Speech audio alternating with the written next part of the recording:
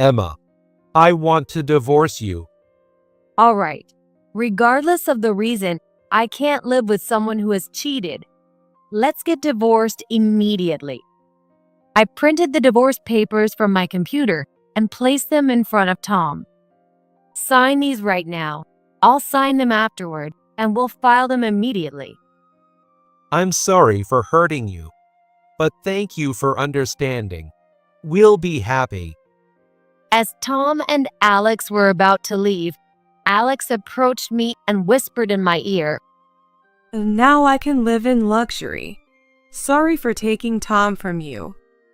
After saying that, Alex looked triumphant and left with Tom arm in arm. After all the paperwork was done, Alex stretched and addressed me. Finally, it's over. Well, it's worth it to be happy with Tom. Good luck with your poor life, Emma.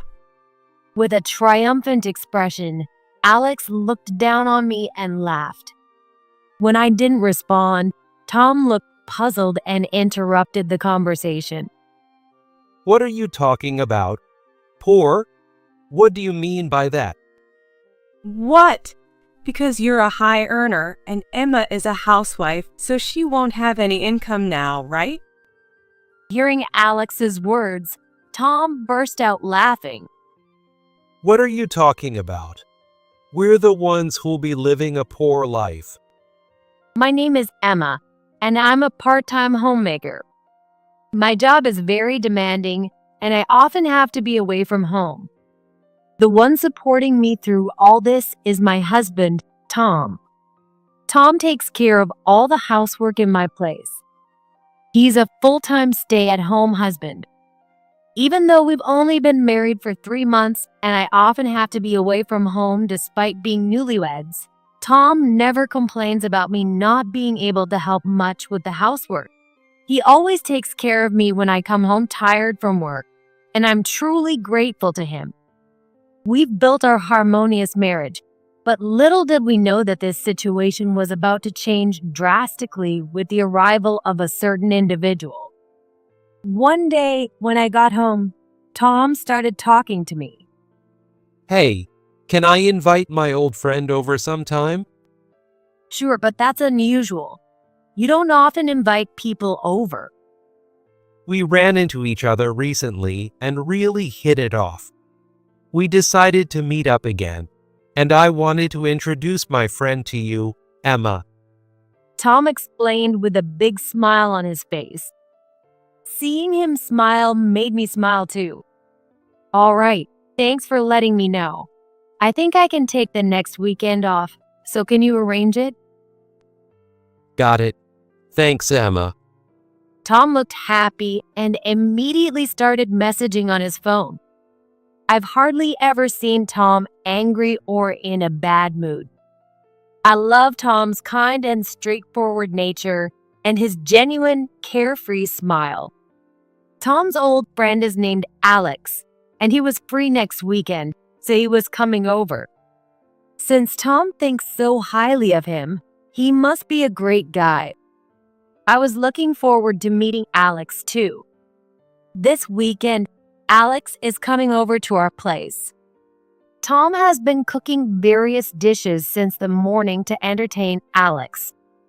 Tom's household skills are impressive, especially his cooking. The table is filled with delicious-looking food. I'm sure Alex will enjoy it. Oh, it looks like Alex is almost here. I'll go get Alex. Saying that, he left the house to pick Alex up. We live in a high-rise condo with a concierge at the entrance. First-time visitors often get confused, so we always go to meet our guests. I wonder what kind of person he is. As I waited excitedly, I heard the front door open. Come on in.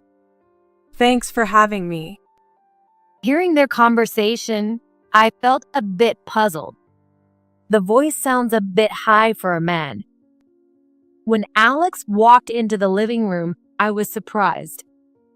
Wow, what an amazing place. It's so luxurious. Standing before me was a woman looking around the room. "Well, Tom, who is this?" Let me introduce you. This is my childhood friend, Alex. Alex, this is my wife, Emma. Nice to meet you. I'm Alex. "Oh, nice to meet you too." I hurriedly returned the greeting. Since Tom mentioned a childhood friend named Alex, a gender-neutral name, I had assumed a man was coming. Tom could have mentioned she was a woman. Feeling a bit confused, Tom and I decided to welcome Alex. When we led her to the dining table, Alex naturally sat next to Tom. Wouldn't it be normal for me to sit next to Tom? However, Tom didn't seem to mind at all. Since it wasn't a formal seating arrangement, I didn't say anything. Then Alex even moved her chair closer to Tom. This place is amazing.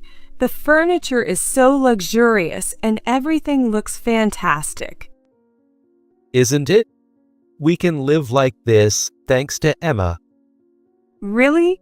You two seem to support each other a lot. Alex gazed up at Tom with an admiring look. She didn't glance at me at all, and I just watched them talk. Seeing Alex happily chatting and occasionally touching Tom made me uncomfortable. Tom didn't seem to notice, but it was easy to tell that Alex saw Tom as more than just an old friend. To avoid spoiling the mood, I stayed silent. Then Tom suddenly turned to me and said, See? Isn't she fun? He genuinely believed that, with no hint of irony. "Yeah." So I responded with a forced smile. Tom probably didn't realize how I was feeling at the moment. He truly thought I was enjoying myself. Then, for the first time, Alex, who had never spoken to me before, turned to me and said, I'm really having a great time too. Can I come over again? Although the corners of her mouth were turned up, her eyes were not smiling. "Yeah, sure." I could only manage a vague response. Seeing me, Tom smiled and said, I'm so glad you two are getting along. Since then, Alex has started visiting our house several times a week. At first, she came over on weekends when I was home, but her visits increased. Now she came even when I was away on work. Today, when I got home, I heard Alex's voice. I sighed and walked into the living room. There on the sofa, Tom and Alex were sitting close together, laughing happily. Alex had her arm linked with Tom's. Even when she noticed I had come home, she didn't make any move to separate from him. I was already tired, and seeing that scene drained me even more. Hi, Emma. Noticing my return home, Tom greeted me with a smile. I'll be heading out now. Without even addressing me, Alex said that and left our house. Was Alex here again? She's been coming over too often lately. I spoke to Tom with a sigh. Yeah, she has. Tom replied while preparing dinner. But Alex recently got divorced and moved back to her parents' house. Everyone else is busy with their work or own families, so she's been feeling lonely. I understand that, and I do feel sorry for her, but I don't feel comfortable with you two meeting alone when I'm not here. Your interactions are a bit too close. Can you cut back a little? I'm sure Tom doesn't have any ill intentions. He genuinely wants to help his troubled childhood friend. However, I couldn't warm up to Alex, who casually touched Tom in front of me and came over to a married man's house during the day. After hearing my concerns, Tom apologized and promised to reduce the number of times he meets with Alex. For now, I had no choice but to trust Tom's words. However, Alex continued visiting our home. even though she seemed to target times when I was at work, so I never saw her. How did I know she was visiting? Because she left the toilet paper folded in a trifold when she left. Since she had visited our house multiple times, she must have known that neither Tom nor I folded the paper that way. She deliberately left traces of her presence. It was clearly a provocation. Though her visits had decreased, she still came every week, so I spoke to Tom again. I told her clearly. She said she understood, but then she starts crying in the entrance, saying how hard and sad it is, and I just can't turn her away. Seeing Tom speak apologetically, I couldn't blame him further, so I just asked him to keep telling her to limit her visits. Tom apologized each time, but the situation never improved. About a month after Alex's first visit, she was still coming over, and I was mentally exhausted. Desperate to stop Alex's visits, I headed to a place I normally wouldn't go alone. That place was Tom's parents' house. I thought there might have been some interaction between their families since they were childhood friends, and I hoped to find a solution there. I rang the doorbell. However, to be honest, I wasn't looking forward to it. There was a reason I usually avoided this place. Oh, Emma, are you here alone? It's been a while, Emily. Emily, who opened the door, looked visibly displeased to see me alone. The reason is my mother-in-law, Emily. Emily didn't like me. So, what brings you here all of a sudden? Well, I didn't have any particular reason. I just wanted to drop by since I haven't visited in a while. Seeing you doesn't make me happy. If you were with Tom, I might tolerate it, but spending time with you alone is a waste.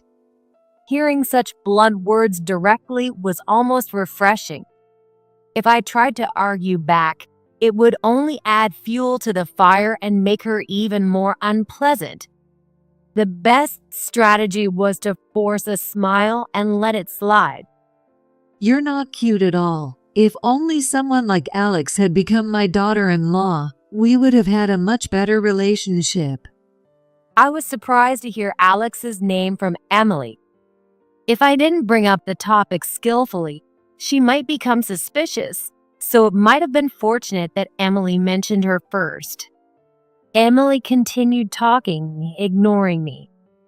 Alex has always been close to Tom. She often said, "I'm going to marry Tom." And yet, he ended up marrying someone who can't even do housework properly and doesn't care about the family.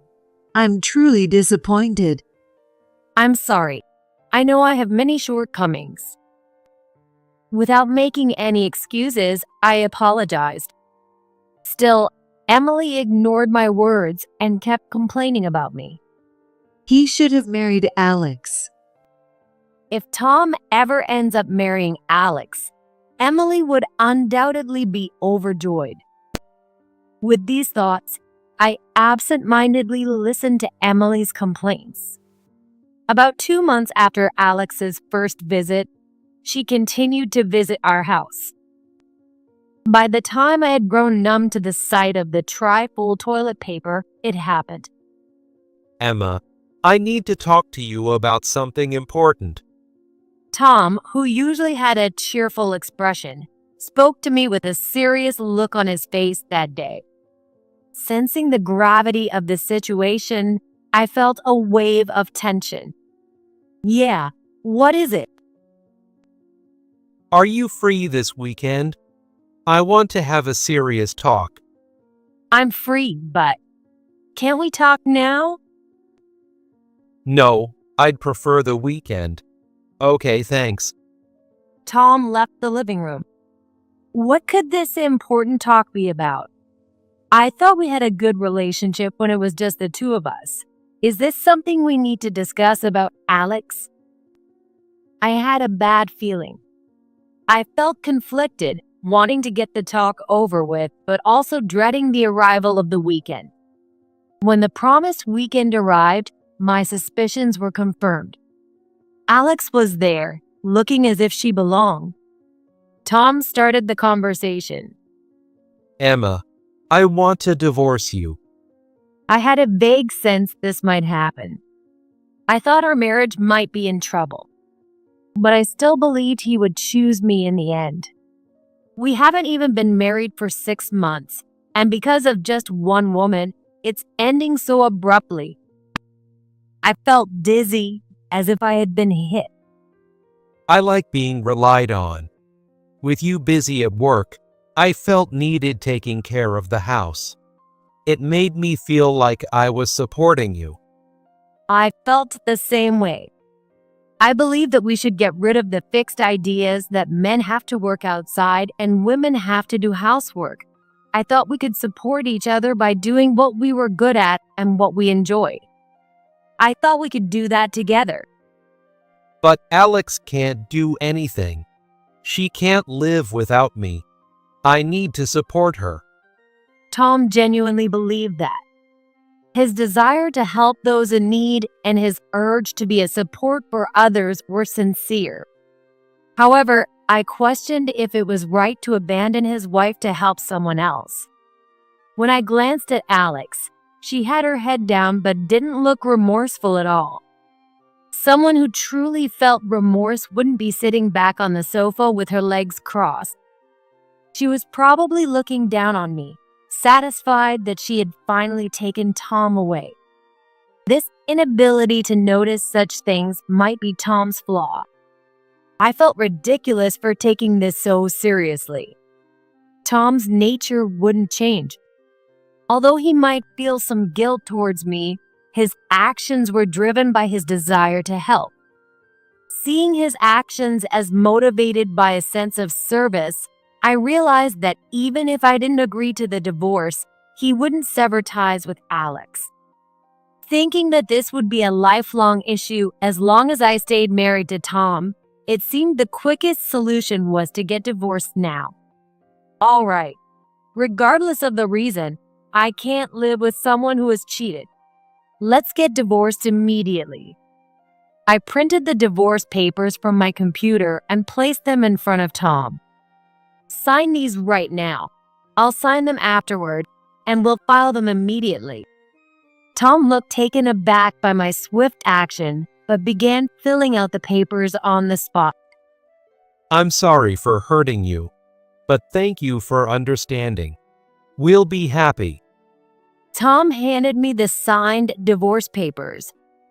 I took them in silence. As Tom and Alex were about to leave, Alex approached me and whispered in my ear, Now I can live in luxury. Sorry for taking Tom from you. With that, Alex flashed a triumphant smile, linked arms with Tom, and left.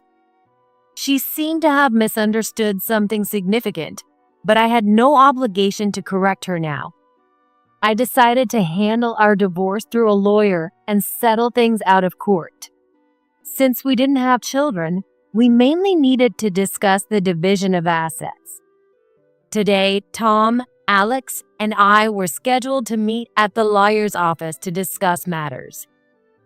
I'll basically agree to your terms, Emma. It's only fair since we hurt you. Alex voiced her objections with a dissatisfied look. I agreed to give Tom his share of the assets and demanded compensation for the affair from both Tom and Alex. Alex looked displeased at the mention of compensation, but her expression softened when she heard that Tom would pay for both of them. After all the paperwork was done, Alex stretched and addressed me. Finally, it's over. Well, it's worth it to be happy with Tom. Good luck with your poor life, Emma. With a triumphant expression, Alex looked down on me and laughed. When I didn't respond, Tom looked puzzled and interrupted the conversation. What are you talking about? Poor? What do you mean by that? Well, since you and Emma are divorced, she's going to live a poor life now. I just feel sorry for her. Why would Emma become poor just because we divorced? What? Because you're a high earner and Emma is a housewife, so she won't have any income now, right? Hearing Alex's words, Tom fell silent for a moment. Then, suddenly, he burst out laughing. What are you talking about? We're the ones who'll be living a poor life. What? Alex looked at Tom and me with wide eyes. I chose not to join the conversation. Tom, holding his stomach from laughing, tried to explain. I told you Emma is a CEO. I never said I was the one working, right? You did say that, but I thought you were joking. Was that true? Why would I lie about that? I'm the stay-at-home husband, and Emma's the one who's been working. She's the CEO of that famous Alphabet Corporation. Hearing the company's name, Alex whipped her head around to look at me. Alphabet Corporation. That Alphabet Corporation. The one that was on the news with an annual revenue of $1.5 billion. This has to be a joke. It's an honor to be recognized. Let me formally introduce myself. I'm Emma, the CEO of Alphabet Corporation. I took out my business card and handed it to Alex. She took it slowly, looking stunned. The company name was clearly printed on the card. Alex's hand trembled slightly. But why? Even Emily said Tom was an elite high earner. How can this be? Hearing this, Tom looked surprised. I realized that Alex and Emily had been conspiring, but I stayed silent and listened to their conversation. Why would my mom have that misconception? Emma has talked about it before, right? Well, Emily said it's impossible for a woman to be the breadwinner. She also said a woman should do all the housework, and that it's disgraceful for a wife not to fulfill her duties. She said all sorts of things. That's ridiculous. Such outdated thinking is absurd these days. Sighing, Tom seemed exasperated by Emily's views. But I chose Alex over Emma. It's not for money. You understand it's for love, right? While Tom spoke with a smile, looking at Alex, she seemed too stunned to even comprehend what he was saying. So, are we done with the discussion? You agree with the terms, right? Yeah. This completes the process. I'm sorry for hurting you, Emma.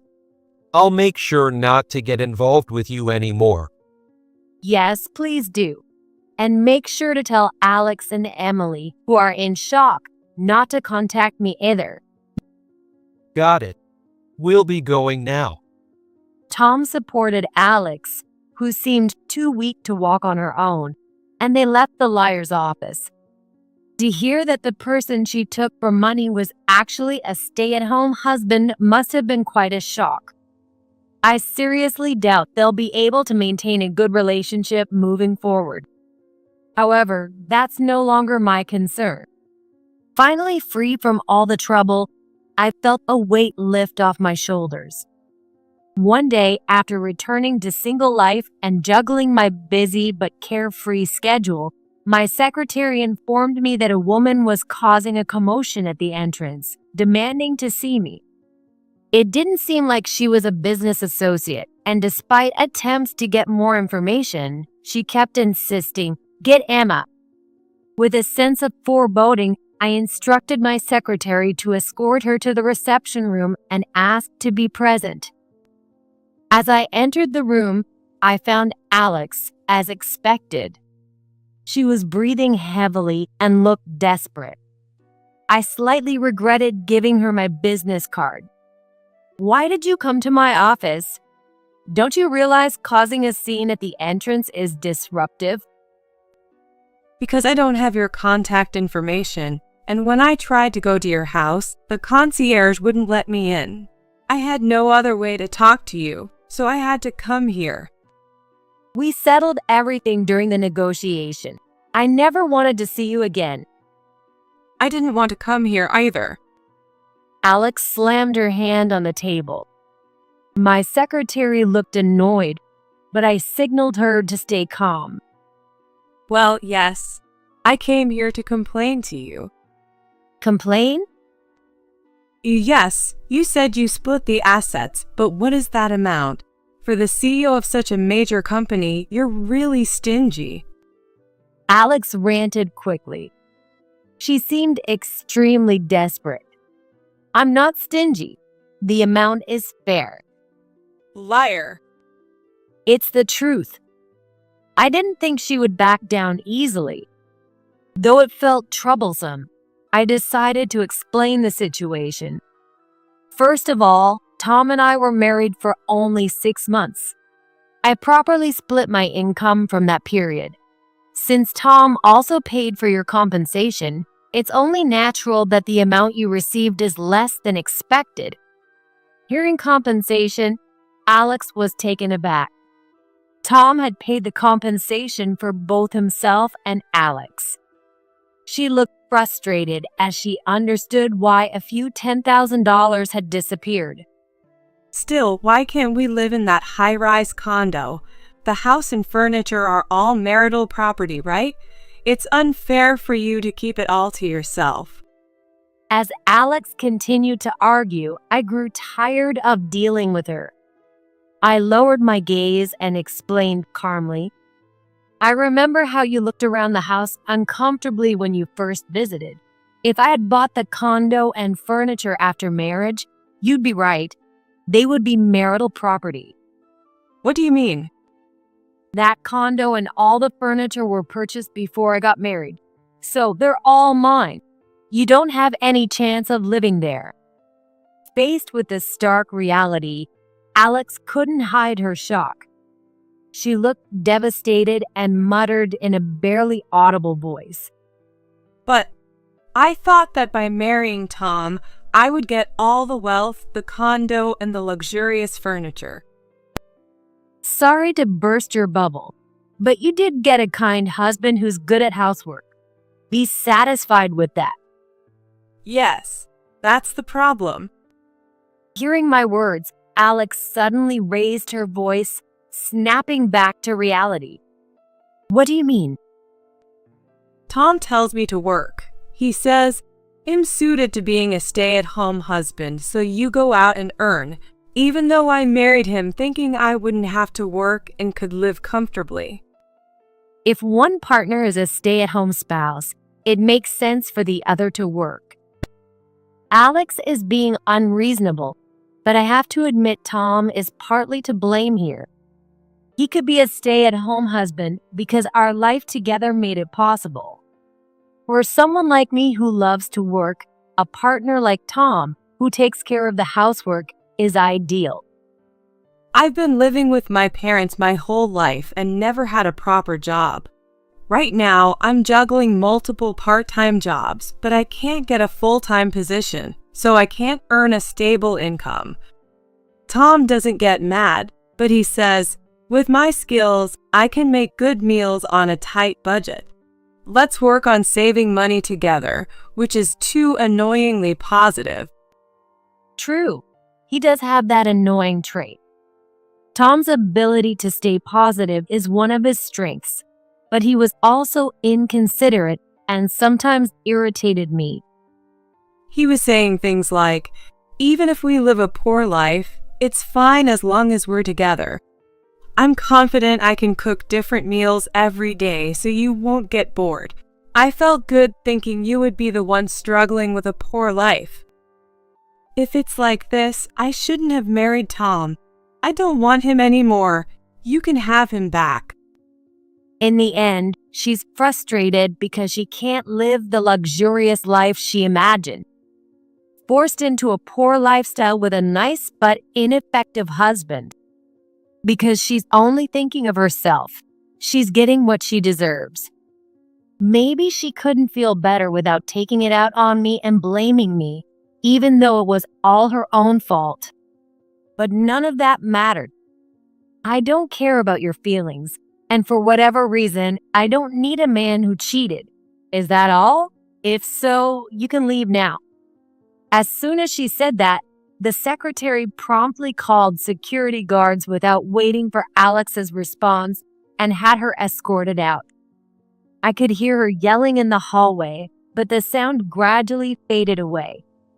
Feeling reassured by the secretary's instructions to the security guards to turn Alex away if she showed up again, I sighed deeply. I was done with all the trouble. Since then, there had been no more incidents involving Alex, and I was peacefully focused on my work. One day, after finishing work without having to do any overtime, I was about to leave the office when someone suddenly grabbed my arm. I was too shocked to speak, and when I looked, I saw Emily glaring at me with an angry expression. "So, you finally decided to come out. I've been waiting for hours, and you never showed up. How dare you not let me into the house and turn me away like that? What kind of nerve do you have?" Following Alex's incident, now Emily was here. I had forgotten there was one more troublesome person. The thought of her waiting for me all this time revealed an unsettling obsession that sent a chill down my spine. Not wanting to show my fear, I responded firmly. "Tom and I are divorced, so we are no longer related. There's no reason to let unrelated people into my home. I've informed the building staff not to let anyone in unless I authorize it." "How insolent you are. You should respect your elders." Emily screamed in a shrill, piercing voice I had never heard before. It was ear-piercing and extremely unpleasant. If you were someone worthy of respect, of course I would.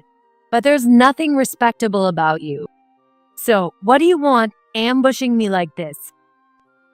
"Ambushing? That sounds so nasty. I came here because I have something important to tell you." I didn't ask you to come. I wanted to run away from Emily right then and there, but I knew it would be a hassle if she ambushed me again. I had no desire to see her repeatedly, so I decided to listen to her and end everything today. "Why didn't you tell me Tom wasn't working? Because of your deception, I'm in this mess." I told you many times that I was working and Tom was taking care of the home. Every time you called me a liar or ignored me. That's on you. She had misunderstood on her own, yet she blamed everything on me. "Then you should have tried harder to make me understand. I moved in with them thinking I would live a luxurious life, but the house isn't a high-rise condo, and we're living in poverty every day. I can't take it anymore." So you were after money too. Just like Alex, you rely on other people's money and then suffer for it. "Shut up. Everything I'm going through is your fault. You should pay for my living expenses forever." That's ridiculous. There's no way that's happening. Besides, isn't Mark supposed to be working? Even if Tom and Alex are unreliable, you should be able to get by for now. Tom's dad, Mark, was still around, but he had been living away for work for many years and rarely came home. However, he visited a few times a year and was always kind to me. Dealing with Emily's nagging was a hassle, but thanks to Mark, I could tolerate visiting their house. "That's because Emily responded hesitantly. when Mark came back the other day, he found out the real reason for Tom's remarriage to Alex, and he divorced me. I got kicked out of the house, so I moved in with Tom and Alex." It's only natural that Mark would ask questions if he came back after a long time to find his son's wife replaced by another woman. Knowing Emily, she probably badmouthed me and made Mark feel uncomfortable. But even after separating from Mark, I thought I could live a luxurious life with Tom's money, so I cut ties with Mark. Now I can't rely on him anymore. I'm truly amazed. Mark was a considerate man who treated me kindly. If you had responded to his feelings, he would have helped you. But this is your own doing for neglecting those around you. I will not help you." Emily, who had been somewhat subdued, turned angry again when I firmly refused to assist her. How cruel! You heartless person. I'm begging you, and this is how you respond. "I don't care what you say. If you continue causing a scene, I'll call the police. It's disruptive to have such commotion in front of my company." The mention of the police made Emily turn pale. She bit her lip in frustration, but left without saying another word. Her shoulders slumped as she walked away, carrying the weight of despair on her back. This part I heard from my lawyer. Apparently, Tom, Alex, and Emily are still living together. Tom wanted to remain a stay-at-home husband, but he realized that Alex and Emily couldn't earn enough to support the three of them, so he had to start job hunting. However, having not worked for months without any valid reason like medical treatment or caregiving, Tom could only find a job at a low-paying company. In the end, Tom's salary wasn't enough to make ends meet, so Alex and Emily also had to take up part-time jobs to scrape by. When Tom used to take care of all the housework, the house was spotless, and homemade meals were always on the table. But now, with everyone busy working, the house is in disarray. Meals are mostly takeout, and arguments have become more frequent. As for me, I was living a leisurely life. I hired house cleaners to keep my home spotless, and there were plenty of delicious options for food delivery or dining out. Also, I didn't dislike cooking. I just hadn't had the time for it. Occasionally, cooking for a change of pace wasn't bad. I was enjoying my carefree single life. As for my job, the new company I started dealing with was where Mark worked, and I met him again. Emma, I'm truly sorry. Because of that fool Emily and Tom, you were hurt. No amount of apologies is enough. Mark apologized to me, but he wasn't at fault for anything that happened. Please don't apologize. We may no longer be in-laws, but I'd be happy if we could still maintain a good relationship. Mark smiled a little. Thank you. For now, I was done with romance. I decided to fully dedicate myself to my work.